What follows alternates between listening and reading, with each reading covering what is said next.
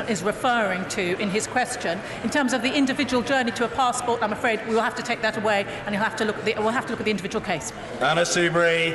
Mr. Speaker, I commend the Home Secretary for her statement. I would say to her, it's not just the Windrush generation, it is across all of those. Certainly in my experience as a Member of Parliament, her officials unfortunately have a default position, it seems, of no.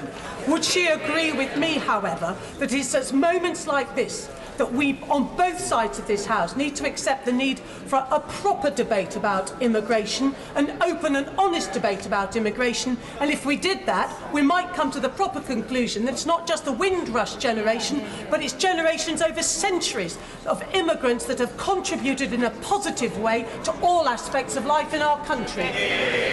Well, I thank my friend who makes a powerful point about the value of immigration in this country. And in terms of her approach to the Home Office, I share the approach that I need to ensure that the Home Office is more focused on individuals than it is on policy, so that individuals do not receive the type of treatment that we have seen over the past few weeks, but instead have a Home Office that leans in and tries to assist. Sir Edward Davey. Will the Home Secretary clarify definitively, will this new dedicated team helping the Windrush generation be accessible to all Commonwealth citizens facing similar problems? Secretary. Yes, we will make sure that they can assist others as well. Rebecca Powell. Mr. Speaker, on that note, I very much welcome the government's assurances today to help these Commonwealth citizens, but I particularly wanted to cite a constituent of mine from Uganda who came here thrown out by Idi Amin. Will these new systems put in place help this constituent who's lived in my constituency for 40 years, and he has had a heart-rending experience with people wanting to throw him out? Well, I'm sorry that the Honourable Lady's constituent is having such a challenging time, and I would urge her to contact the Immigration Minister to take a look at his particular case. Seema Malhotra. Speaker, following her statement, could the Home Secretary clarify that her department is still seeking people to prove their rights, whilst they have no recourse to public funds and no right to work? What is her message to those that may need legal advice but cannot afford it? Secretary. Well, it is my firm belief that the individuals who will be able to access this group in the Home Office will not need legal advice, because it will be a simple process, and it'll be one where my team will try to assist. We hope to be able to, we will be able to use information across government, so we will be able to help prove their national insurance number or their school records without calling on them to send in so much. It will be a shared responsibility, which I think will make a big difference. Steve Double. Thank you, Mr. Speaker. Can I thank the Home Secretary for her clear message today that not only are the Windrush generation have the legal right to stay, but they are welcome and that we want them to stay where that is their desire. And will she provide reassurance that her department will be providing every sensitive assistance possible to help people affected by this, produce the documentation that they Well, I thank my honourable friend for giving me the opportunity to reinforce that point. We value immigrants in this country. We value the contribution that the Windrush community have made, and I will ensure going forward that that value is conveyed to them. Karen Buck. Is the Home Secretary aware that there is real fear spreading through some of our diverse communities? And one of the impacts of that is that people who are entirely legitimately entitled to make use of public services are being deterred from doing so.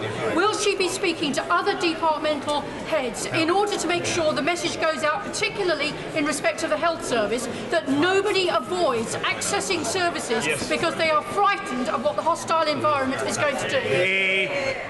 Well, of course, I don't want people who have health issues not to be able to contact the National Health Service. And one of the saddest things of some of these stories that we have heard has been about people not being able to do that. And that is one of the reasons why I feel so much urgency about addressing this, so that happens to less people. Julian Knight. Speaker, I welcome our out-of-event announcements of a special task force.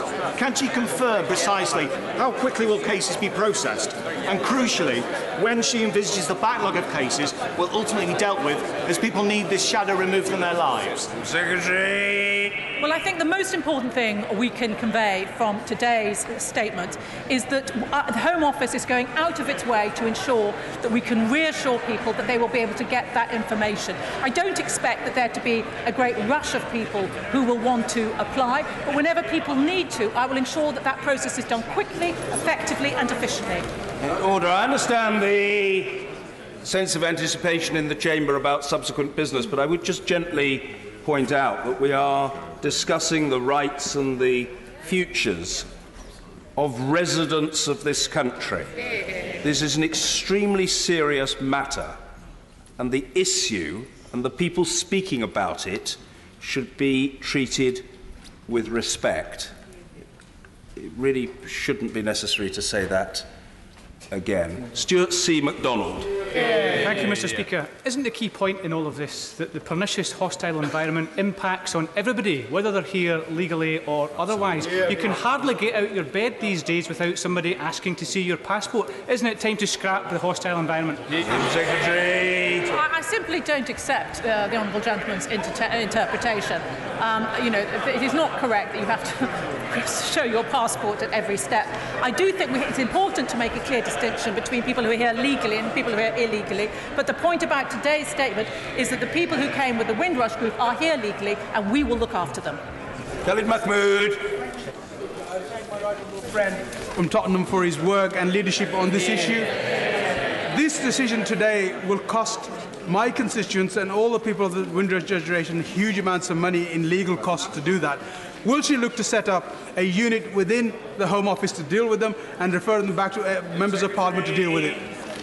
Well, I would say to the Honourable Gentleman that we are setting up this team of about 20 people who will be able to engage with the generation who need to have their situation regularised. I hope that they won't need legal advice. Of course, if that is the case, he makes a fair point. I will take a look at whether we need to assist with that. Mr. Kevin Foster. Thank you, Mr. Speaker. Would my right honourable friend outline what engagement she'll have with charities and community groups to ensure people do not need to go to expensive lawyers to find out about the new procedures she's outlined today? Well, I share my honourable friend's view about expensive lawyers. We have begun engagement with charities, NGOs and, of course, the High Commissioners who have been in touch with us, and I will make sure that we have a thorough public engagement to ensure that people are aware of the process that we've set up and that it will not cost them money. Richard Burden. I emphasise to the Home Secretary that some of the problems faced by the Windrush generation go well beyond people who came here from the Caribbean. By way of example, can I tell her about a constituent of mine who was born in a Commonwealth country to Polish refugees from Nazism, who has lived in this country since 1951 and who has served in the Grenadier Guards and who was turned down for a UK passport? Will people in his situation be subject to the fast-track procedure that the Home Secretary outlined today? I would fully expect them to be subject to that, and I find the Honourable Gentleman's statement very surprising, so I'd ask him to write to me about it. The default position of the team that I am setting up will be to get the information and to accept people. The only situation where they wouldn't be accepted is on serious criminality. Tom Burstglove. Thank you, Mr. Speaker. I very much welcome the sentiment expressed by my right honourable friend, and those affected may well approach local advice services such as the Citizens Advice Bureau in our constituencies seeking support. So will she undertake to disseminate comprehensive guidance to them ASAP? Well, I thank my honourable friend for a helpful suggestion. That is an organisation, of course, that I will engage with as well to ensure that they have the information. But I would also urge members of Parliament to tell their constituents about the positive arrangements that this government has now put in place so that the people from that cohort can be looked after and can stop fearing for their situation. Thank you, Mr. Speaker. I would be grateful, Mr. Speaker, if the Home Secretary would tell me how I should explain to the elders of the Afro-Caribbean community in my constituency in Bristol West why they are being expected to prove that they have a right to be in the country to which they have paid taxes and national insurance and contributed so much, rather than the other onus being the other way round on the Home Office to prove that they don't. Secretary. I would say to the Honourable Lady that the dedicated team that I am setting up will work with the individuals from her community to ensure that we will look for the information which they will engage with us on. We cannot look in isolation if people don't engage with us and don't give us the information that we need. But we are going to work across government to ensure that where there's a national insurance number or where there's a school, that we try and get that information. Please tell her community that the Home Office is here to help them. Nasha. Thank you, Mr. Speaker. Mr. Speaker, I wonder if the Home Secretary could answer my question. Whether there was previously an exemption for leave to remain for both citizens, Commonwealth citizens that arrived in the UK before 1973. Can she also confirm if and when this was removed from the legislation, and if so, when this was debated by Parliament? Secretary. What the Honourable Lady's constituents really want to know is whether they have a legal right to be here. And the purpose of me standing here today is to confirm to them and to all members here they do have the legal right. We want them to take it up if that is what they want. And my unit in the Home Office will be leaning in to make sure that we make that as simple and as effective as possible. Helen Hayes. For Cold Harbour Lane in Brixton, where many Windrush passengers came to look for work and make their homes. I can tell the Home Secretary that it is entirely wrong for her to present this as a new problem which has suddenly arisen. It has been going on for years, and it is a consequence of government policy which lacks any grace or compassion, and which in its intolerance looks for any possible reason why people who have come here from overseas should not be allowed to stay. Will the Home Secretary now commit to look at the systemic problems with UKVI and reform the immigration system so that people who have made their lives in this country and contributed so much can live with security and dignity in their old age? That's exactly what I want this country to look like. The sort of country where her constituents can have confidence here. I would point out to the Honourable Lady that it was, of course, Labour who introduced the labour market test so that people had to evidence their status in 2008. So this hasn't started entirely with us. But if we want to live in a country where there is a difference between legal and illegal residents here, then it is absolutely right to have a system which addresses that. Mr. David Linden. Mr. Speaker, if the Secretary of State is saying that there's no way of checking whether or not someone's been wrongly deported, does that mean it's the same for asylum seekers as well? Mr. Speaker, I only heard part of the Honourable Gentleman's question, but I can tell him that I do not know of any cases where people have been removed, but I have said to members here, as I've said to the High Commissioners, if they know of any cases, they should bring them to us. Emma Reynolds. Speaker, my constituent Paulette Wilson came here from Jamaica in 1968, aged 10. She worked in the UK all her life, including here in Parliament. Last October, she was detained at Yarlswood and threatened with being deported. The Home Secretary says she doesn't know the extent of this problem or the numbers, but surely a simple search by date of birth and origin would give her that data. Will she go away and have a look at that? Well, if the Honourable Lady wants to write to me with a particular case, I will certainly look at it. But I would say that I have put out an instruction today that there will be no detention or removal of anybody in this cohort who makes any questions. So I have removed that fear, but I'm much more ambitious than that. I want to make sure that our new dedicated unit really addresses this and sorts out, to the satisfaction of everybody involved, the individual status of the people who have come here and contributed so much. Mrs. Louise Ellman. Will the Home Secretary instruct the Home Office to be supportive to individuals who apply under this scheme, rather than leave already traumatised individuals having to meet very, very difficult requirements when they are already in such distress? Yes, the default position will be to accept.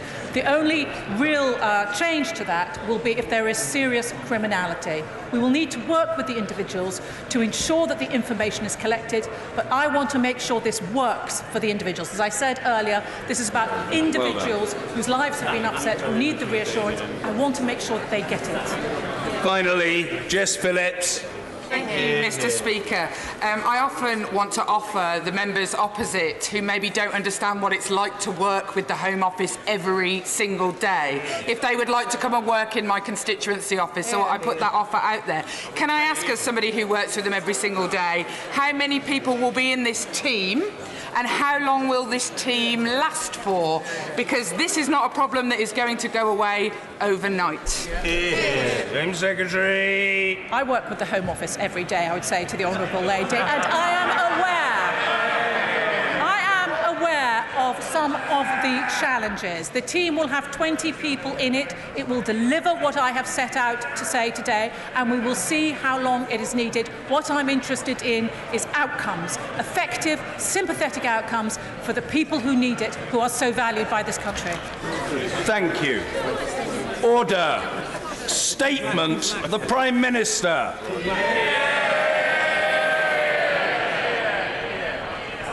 Mr. Speaker, before I come to the substance of my statement, I am sure the whole House will wish to join me in offering our heartfelt condolences to the family and friends of Sergeant Matt Tonrow from the 3rd Battalion, the Parachute Regiment, who was killed by an improvised explosive device on the 29th of March.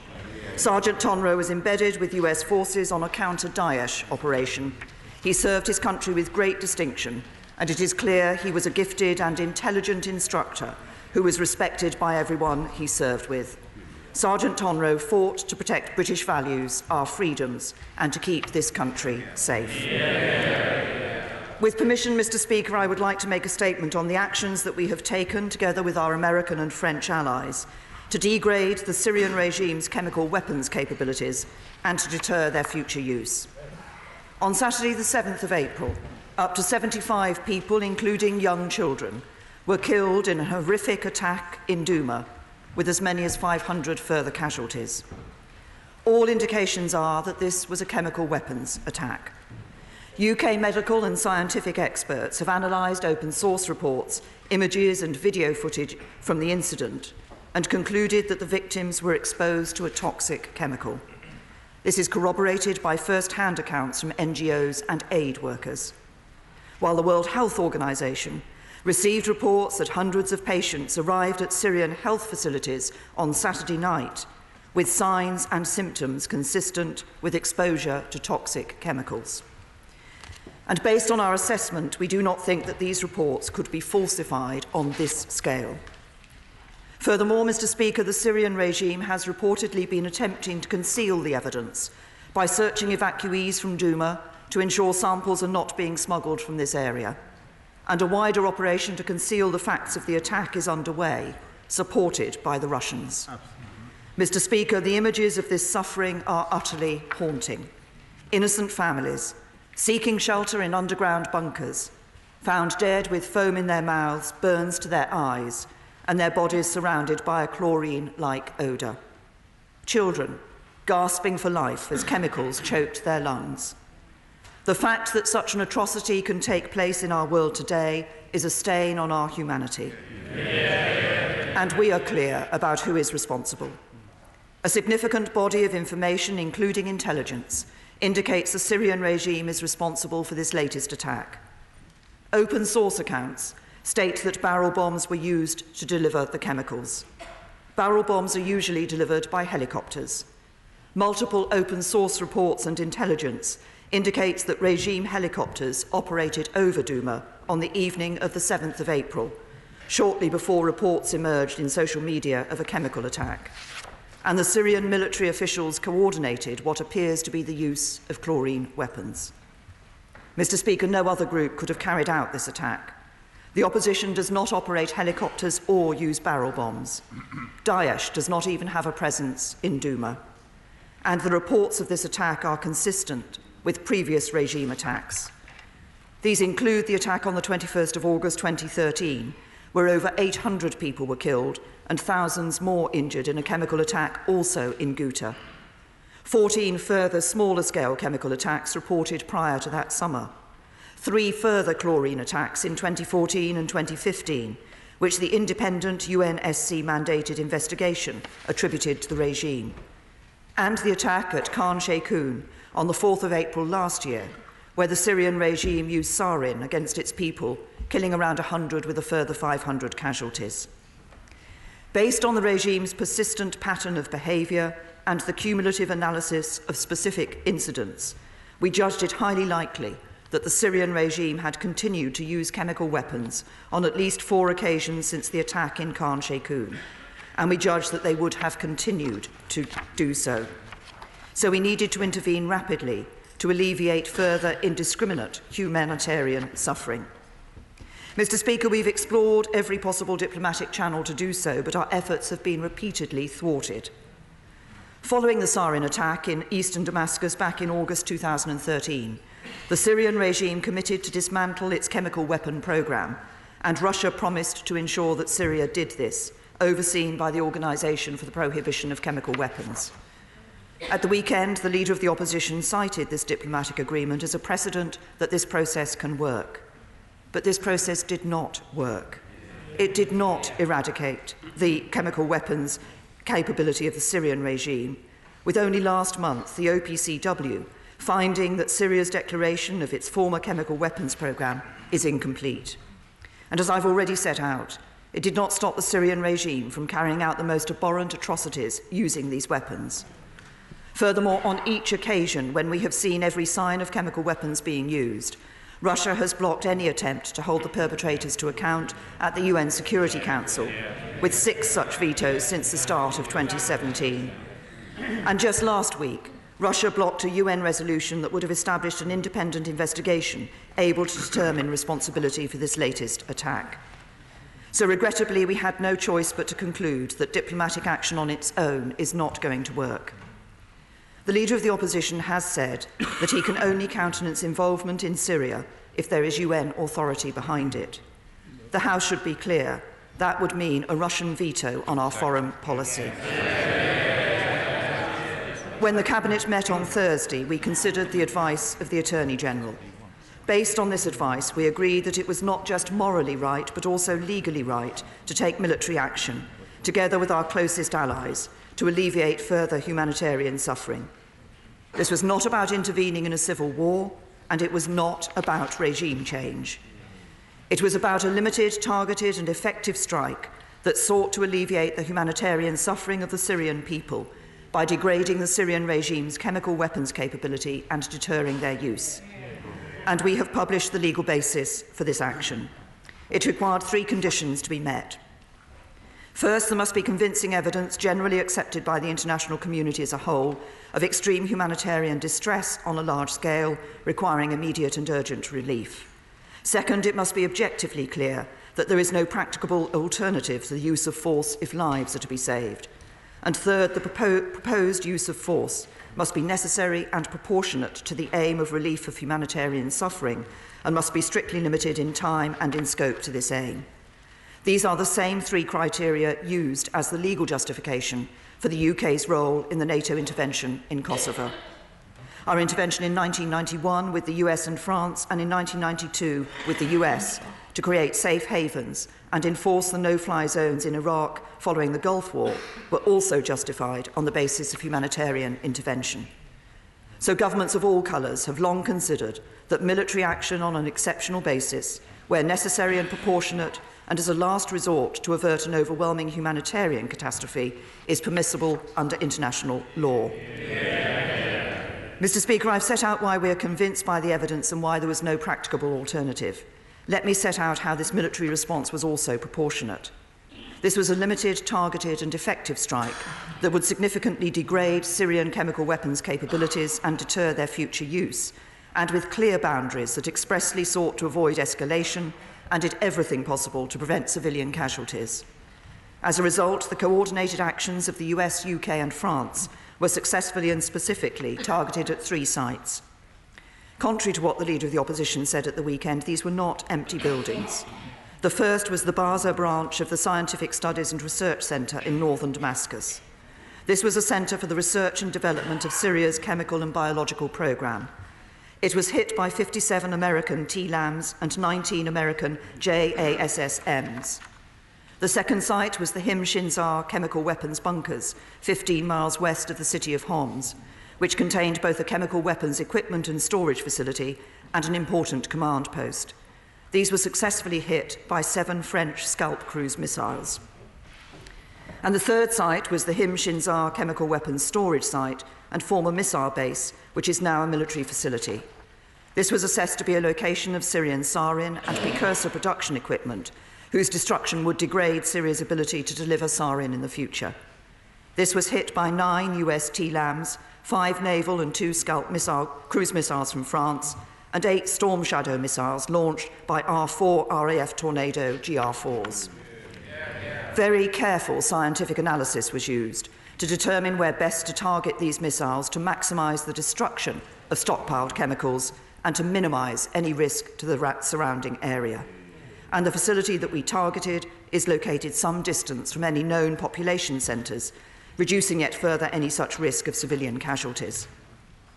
Mr. Speaker, while targeted and limited, these strikes by the US, UK and France were significantly larger than the US action a year ago after the attack at Khan Sheikhoun, and specifically designed to have a greater impact on the regime's capability and willingness to use chemical weapons. We also minimise the chances of wider escalation through our carefully targeted approach, and the House will note that Russia has not reported any losses of personnel or equipment as a result of these strikes. I'm sure the whole House will want to join me in paying tribute to all the British servicemen and women and their American and French allies who successfully carried out this mission with such courage and professionalism. Mr. Speaker, let me deal specifically with 3 important questions. First, why did we not wait for the investigation from the OPCW? UNSC mandated inspectors have investigated previous attacks and on 4 occasions decided that the regime was indeed responsible. We are confident in our own assessment that the Syrian regime was highly likely responsible for this attack and that its persistent pattern of behaviour meant that it was highly likely to continue using chemical weapons. Furthermore, there were clearly attempts to block any proper investigation, as we saw with the Russian veto at the UN earlier in the week. And let me set this out in detail. We support strongly the work of the OPCW fact-finding mission that is currently in Damascus. But that mission is only able to make an assessment of whether chemical weapons were used. Even if the OPCW team is able to visit Duma to gather information to make that assessment, and they are currently being prevented from doing so by the regime and the Russians, it cannot attribute responsibility. This is because Russia vetoed in November 2017 an extension of the joint investigatory mechanism set up to do this. And last week, in the wake of the Duma attack, it again vetoed a new UNSC resolution to re-establish such a mechanism. And even if we had OPCW's findings and a mechanism to attribute, for as long as Russia continues to veto, the UN Security Council still would not be able to act. So, Mr. Speaker, we cannot wait to alleviate further humanitarian suffering caused by chemical weapons attacks. Second, were we not just following orders from America? Let me be absolutely clear. We have acted because it is in our national interest to do so. It is in our national interest to prevent the further use of chemical weapons in Syria and to uphold and defend the global consensus that these weapons should not be used. For we cannot allow the use of chemical weapons to become normalised, either within Syria, on the streets of the UK or elsewhere. So we have not done this because President Trump asked us to do so. We have done it because we believed it was the right thing to do, and we are not alone. There is broad-based international support for the action we've taken. NATO has issued a statement setting out its support, as have the Gulf Cooperation Council and a number of countries in the region. And over the weekend, I have spoken to a range of world leaders, including Chancellor Merkel, Prime Minister Gentiloni, Prime Minister Trudeau, Prime Minister Turnbull, and European Union Council President Donald Tusk. All have expressed their support for the actions that Britain, France, and America have taken. Third, why did we not recall Parliament? Mr. Speaker, the speed with which we acted was essential in cooperating with our partners to alleviate further humanitarian suffering and to maintain the vital security of our operations. This was a limited, targeted strike on a legal basis that has been used before, and it was a decision which required the evaluation of intelligence and information, much of which was of a nature that could not be shared with Parliament. We have always been clear that the government has the right to act quickly in the national interest. I am absolutely clear, Mr. Speaker, that it is Parliament's responsibility to hold me to account for such decisions, and Parliament will do so. But it is my responsibility as Prime Minister to make these decisions, and I will make them. Mr. Speaker, as I have been clear, this military action was not about intervening in the civil war in Syria or about regime change. But we are determined to do our utmost to help resolve the conflict in Syria. That means concluding the fight against Daesh, which still holds pockets of territory in Syria.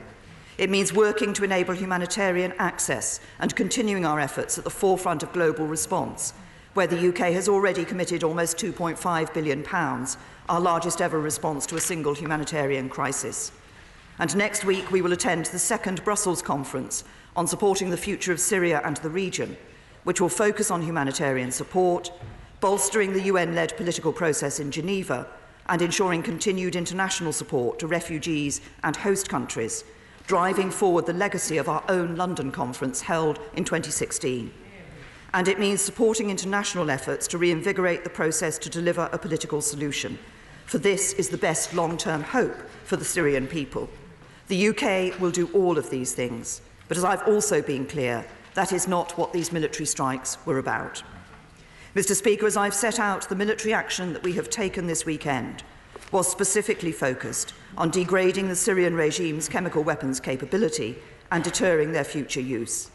In order to achieve this, there must also be a wider diplomatic effort, including the full range of political and economic levers, to strengthen the global norms prohibiting the use of chemical weapons, which have stood for nearly a century. So we will continue to work with our international partners on tough economic action against those involved with the production or dissemination of chemical weapons. And I welcome the conclusion of today's European Foreign Affairs Council, attended by my right honourable friend, the Foreign Secretary, that confirmed the Council is willing to consider further restrictive measures on those involved in the development and use of chemical weapons in Syria. We will continue to push for the re-establishment of an international investigative mechanism which can attribute responsibility for chemical weapon use in Syria. We will advance with our French allies the new international partnership against impunity for the use of chemical weapons, which will meet in the coming weeks. And we will continue to strengthen the international coalition we have built since the attack on Salisbury. Mr. Speaker, last Thursday's report from the Opcw has confirmed our findings that it was indeed a Novichok in Salisbury, and I've placed a copy of that report's executive summary in the Library of the House. While of a much lower order of magnitude, the use of a nerve agent on the streets of Salisbury is part of a pattern of disregard for the global norms that prohibit the use of chemical weapons. So while the action was taken to alleviate humanitarian suffering in Syria by degrading the regime's chemical weapons capability and deterring its use of these weapons, it will also send a clear message to anyone who believes they can use chemical weapons with impunity. We cannot go back to a world where the use of chemical weapons becomes normalised. Mr. Speaker, I'm deeply conscious of the gravity of these decisions. They affect all members of this House and me personally, and I understand the questions that rightly will be asked about British military action, particularly in such a complex region. But I am clear that the way we protect our national interest is to stand up for the global rules and standards that keep us safe. That is what we have done and what we will continue to do, and I commend this statement to the House. Jeremy Corbyn. Thank you, Mr. Speaker. I want to start by thanking the Prime Minister for our phone conversation in advance of the bombing raids on Friday night and for an advance copy of her statement today. I also join her in paying tribute to Sergeant Matt Tunrow, the SAS sniper from Manchester who was killed on the 28th of March with US forces in northern Syria, and Master Sergeant Jonathan Dunbar from Texas, who was killed in the same attack. I welcome the fact that all British military personnel involved have returned home safely from this mission. The attack in Douma was an horrific attack on civilians using chemical weapons, part of a civil war that has killed hundreds of thousands of people. Mr. Speaker, this statement serves as a reminder that the Prime Minister is accountable to this Parliament, not to the whims of the US President. We clearly need We clearly need a War Powers Act in this country to transform a now broken convention into a legal obligation. Her predecessor came to this House to seek authority for military action in Libya and in Syria in 2015, and the House had a vote over Iraq in 2003. There is no more serious issue than the life and death matters of military action. It is right that Parliament has the power to support or stop the government from taking planned military action. And, Mr. Speaker, the BBC reports that the Prime Minister argued for the bombing to be brought forward to avoid parliamentary scrutiny. Will she today confirm or deny those reports? I believe, Mr. Speaker, the action was legally questionable. And on Saturday, I just urge members to calm down, because in my experience, some of the members who shout from a sedentary position then also entertain the fanciful idea that they might be called to ask a question. And I wish to disabuse them of that idea. The Prime Minister was heard in an atmosphere of respectful quiet and order, and that will happen for the Leader of the Opposition as well. No ifs, no buts, no sneers, no exceptions. That is the position. Jeremy Corbyn. Thank you, Mr. Speaker.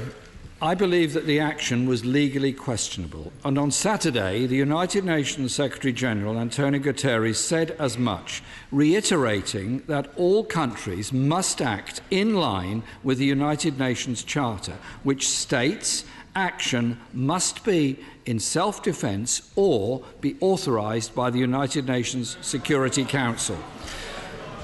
The Prime Minister has assured us that the Attorney-General had given clear legal advice approving the action. I hope the Prime Minister will now publish this advice in full today. The summary note references the disputed humanitarian intervention doctrine, but even against this, the government fails its own tests. The overwhelming humanitarian catastrophe due to the civil war in Syria is absolutely indisputable.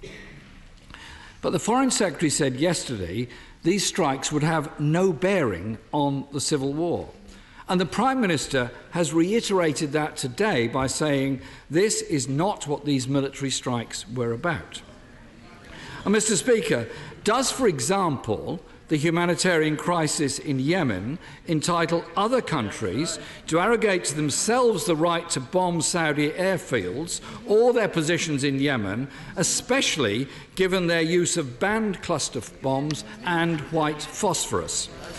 Mr. Speaker, 3 United Nations agencies said in January that Yemen was the worst humanitarian crisis in the world. So will the Prime Minister today commit to ending support to the Saudi bombing campaign and arms sales to Saudi Arabia? On the mission itself, what assessment has the government made of the impact of bombing related military facilities where the regime is assessed to store chemical weapons? What impact on the local people of chemicals being released into the local environment? News footage shows both journalists and local people in the rubble without any protective clothing. Why does the Prime Minister believe these missile strikes will deter future chemical attacks? As the Prime Minister will be aware, there were US strikes in 2017 in the wake of the use of chemical weapons in Khan Shaykhun, for which the UN Opcw team held the Assad regime to be responsible. In relation to the airstrikes against Bazai and Himshinsar facilities, the Prime Minister will be aware that the Opcw carried out inspections on both those facilities in 2017 and concluded, I quote, that the inspection team did not observe any activities inconsistent with obligations under the Chemical Weapons Convention. Can the Prime Minister advise the House, does she believe the Opcw were wrong in that assessment, or does she have separate intelligence that the nature of those activities has changed within the last 5 months? And in the light of the Chilcot inquiry, does she agree with a key recommendation about the importance of strengthening the checks and assessment on intelligence information when it is used to make the case for government policies? Given that neither the UN nor the OPCW has yet investigated the Duma attack, it is clear that diplomatic and non-military means have not been fully exhausted. While much suspicion rightly points to the Assad government, chemical weapons have been used by other groups in the conflict. For example, Jaish al-Islam, which was reported to have used gas in Aleppo in 2016, amongst other groups. It is now vitally important that the OPCW inspectors who arrived in Damascus on Saturday are allowed to do their work and publish their report into their findings and report to the United Nations Security Council. They must be allowed to complete their inspections without hindrance. And I hope the UK will put all diplomatic pressure on Russia and Syria and other influential states to ensure they're able to access the site in Duma. The bigger question must be that during the Syrian conflict, over 400,000 Syrians are estimated to have died in the conflict, and the vast majority by conventional weapons, as the Prime Minister indicated. The UN estimates that 13.5 million Syrians are in need of humanitarian assistance, and there are over 5 million refugees.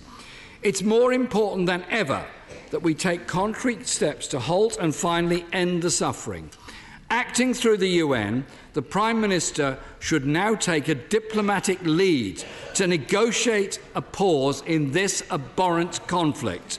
This means engaging with all parties that are involved in the conflict, including Iran, Israel, Russia, Saudi Arabia, Turkey and the US, to ensure there is an immediate ceasefire. We have, Mr. Speaker, the grotesque spectacle of a wider geopolitical battle being waged by proxy, with the Syrian people used as pawns by all sides. Our first priority must be the safety and security of the Syrian people, which is best served by de-escalating this conflict so that aid can get in. So will the Prime Minister now embark, as I hope she will, on a renewed diplomatic effort to try to bring an end to this conflict, as she indicated in the latter part of her statement? The Prime Minister states that diplomatic processes did not work. This is not exactly true. The initiative negotiated by John Kerry and Sergei Lavrov led to the destruction of 600 tons of chemical weapons overseen by the OPCW. No one, Mr. Speaker, disputes that such diplomatic processes are difficult and imperfect, but that should not stop us from continuing diplomatic efforts. The refugee crisis places a responsibility on all countries. Hundreds of unaccompanied children remain in Europe, and the UK has yet to take even the small numbers it was committed to through the Dubs Amendment. I hope that today the government will now increase its commitment to take additional Syrian refugees. Will the Prime Minister make that commitment today? Prime Minister. Thank you, Mr. Speaker. If I can start off by responding to the comments that the Leader of the Opposition has made on the Syrian conflict more generally, because everybody in this House recognises the nature of the conflict and the impacts that it has had on the Syrian people. The millions of people who have been displaced either within Syria or to countries in the surrounding region. We have, as the United Kingdom, as I said in my statement, we are now the second biggest bilateral donor to Syrian refugees in the region at almost £2.5 billion. We've been very clear that we believe we can help more people by giving that aid in the region. and we have been able to support hundreds of thousands of children in the region by the aid that we have given to them. We will continue to do that and continue to support and continue to be grateful for all that is being done, particularly by Turkey, the Lebanon and Jordan, to support refugees in the region. This is a significant task for those countries, and we are supporting them in that effort. I also said, the Right Honourable Gentleman also asked me to launch a new diplomatic effort. As I said in my statement, we will indeed be continuing the work in relation to this wider issue of the conflict in Syria. That means, as I said, continuing the fight against Daesh and concluding the fight against Daesh. It means our humanitarian work, as I have said, and continuing to press for humanitarian access. And it also means supporting the international efforts to reinvigorate the process to deliver a long-term political solution in Syria. But it is necessary for all parties to be willing to come together to ensure that they can, and to discuss and develop a long-term solution for Syria. Now, let me come on to the specific strikes that took place at the weekend and the issue of chemical weapons. The Right Honourable Gentleman asked about the legal basis. We have published the legal basis for our action. And I've been very clear, I went through the arguments in my statement. This is about the alleviation of humanitarian suffering. That is a legal basis that has been used by governments of all colours. It was used, as I said, in 1991 and 1992. It was also used by the Labour government to justify intervention in Kosovo as part of the NATO, intervention. He refers to other areas of conflict in the world. Can I just say to him, what sets this apart particularly is the use of chemical weapons. This is about alleviating the suffering that would come from the use of chemical weapons. But I believe it is also important, and in this country's interest, and the interests of other countries around the world, that we do re-establish the international norm that the use of chemical weapons is prohibited. We cannot allow a situation to develop where countries and people think that the use of chemical weapons has been allowed to become normalised. And that is important for us all. He talks about the OPCW and about the intervention, their investigation in Duma. As I said in my statement, the problem is they are being stopped from their investigation in Duma. The regime and the Russians are preventing them from doing that. And moreover, again, the regime has reportedly been attempting to conceal the evidence by searching evacuees from Duma to ensure that they are not taking out of the region samples that could be tested elsewhere. And a wider operation to conceal the facts of the attack is underway, supported by the Russians. He talks about other groups that have, and the possibility of chemical weapons being used by other groups. As I pointed out in my statement, it is understood that these chemical weapons were delivered by barrel bombs. Barrel bombs are normally dropped from helicopters. There is the evidence that I cited in relation to regime helicopter activity in Duma on the date in question. And it is not the case that the groups that he has referred to have access to the helicopters and barrel bombs that will be able to ensure to deliver such a chemical weapons attack. I think it is clear, and it was on that basis that the government decided to act together with the United States and France.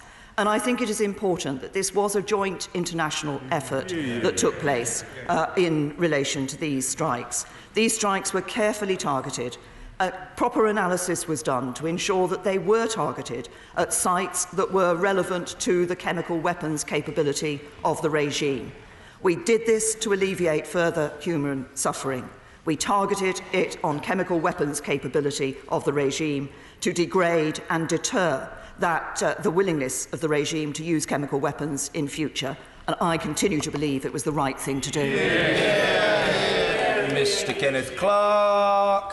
Mr. Speaker, I fully support the proportionate, targeted action that we have taken against these sites, and I hope the government would consider similar action again in future if anyone is so foolish as to repeat chemical weapons attacks. We can all debate these matters, but it takes a real Prime Minister to actually face up to the grave responsibility.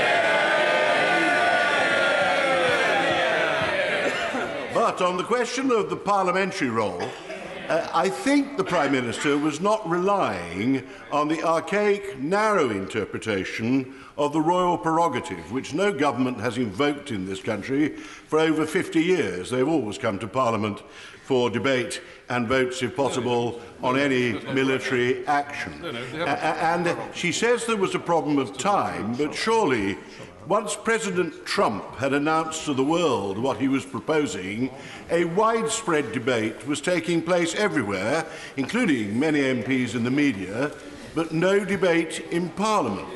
So would she consider setting up, once the immediate issues are over, a cross-party commission of some kind to set out precisely what the role of Parliament is in modern times in the use of military power against another state, and what exceptions, if any, there can be to the usual rule that the government needs parliamentary approval for taking grave actions of this kind. Can I, first of all, thank my right honourable and learned friend for the comments that he's made about the action that was taken in Syria by the US, the UK and France. He refers to the parliamentary position. The decision to act was taken on the basis that, first of all, obviously an effort was made in the United Nations Security Council to put forward a resolution and to get that passed that would have enabled investigation and accountability for these chemical weapons attacks to be determined. That was vetoed by the Russians, so that it was not possible to follow that diplomatic route.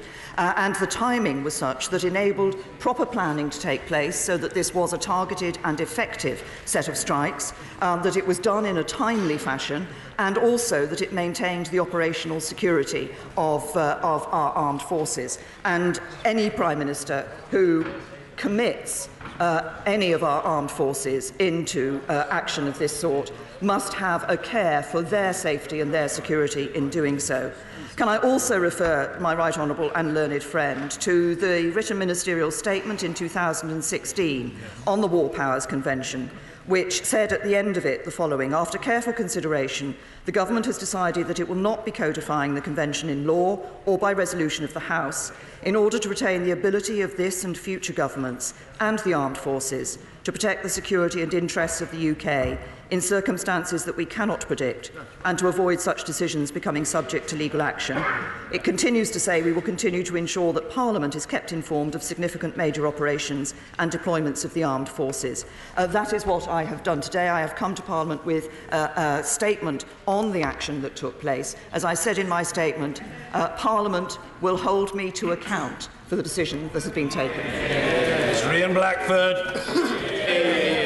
Thank you, Mr. Speaker. Can I associate myself with the remarks of the Prime Minister on the sad demise of Sergeant Tonroe and pass on condolences to his family and friends? Can I also thank the Prime Minister for the phone call ahead of the engagement at the weekend, as well as advance sight of her statement today? All of us, I think, in this House have an absolute revulsion on the use of chemical weapons, and we need to work here and internationally to make sure that we remove the scourge of chemical weapons from the landscape in Syria and indeed in elsewhere. The government now seems to have accepted that this House needed time to debate Syria. But why have we had to wait for today? When the Prime Minister called a Cabinet meeting last week, she should have recalled Parliament. Mr. Speaker, the Prime Minister leads a minority government.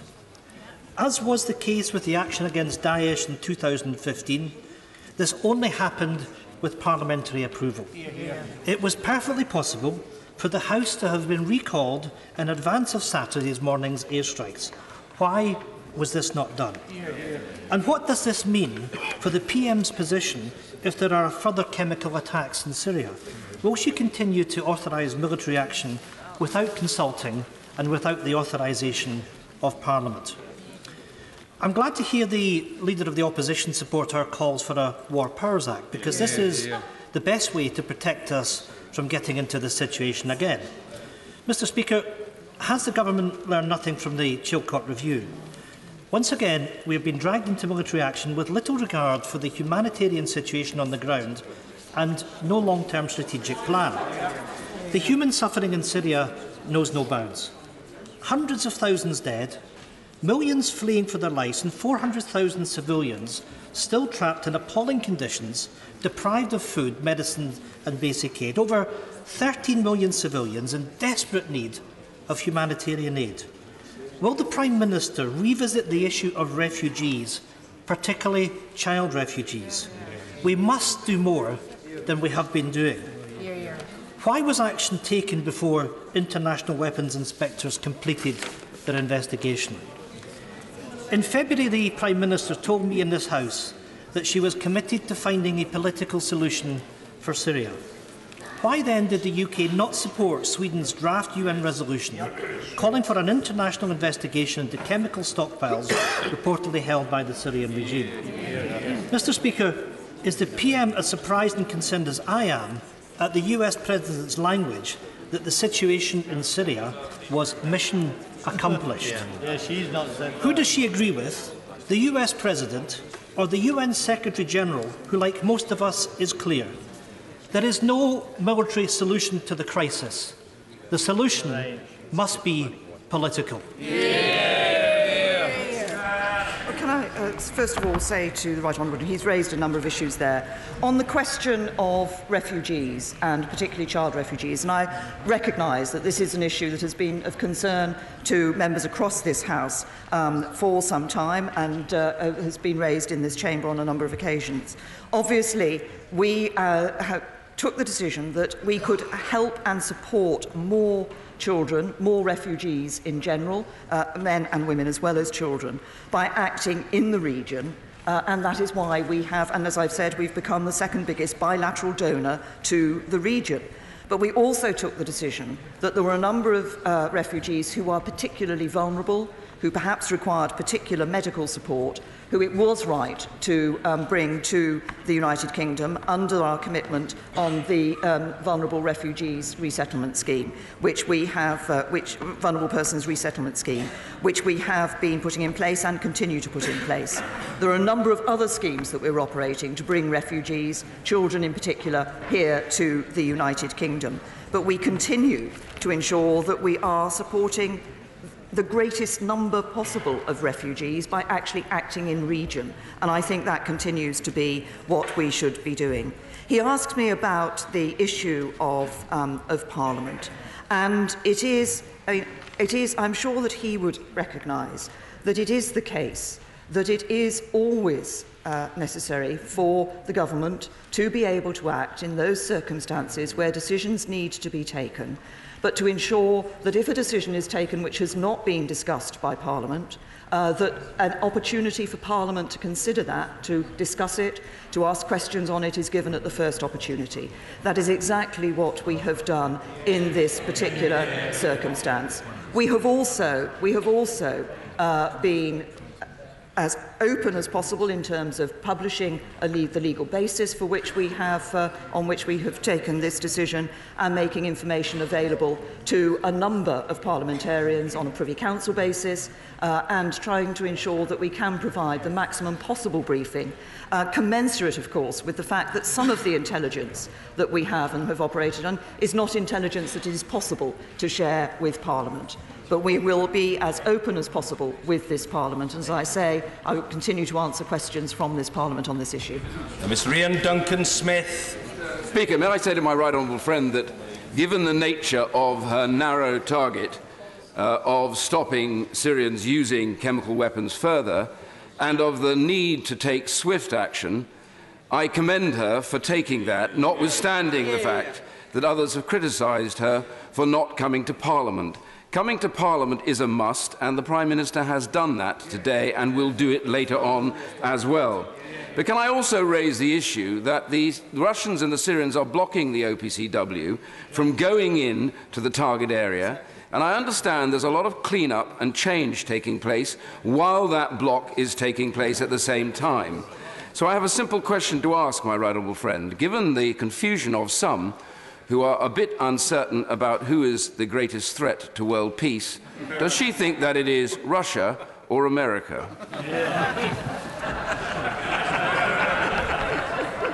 Well, can I say to my right honourable friend that I think people are seeing from the actions that Russia has taken in support of the Syrian regime.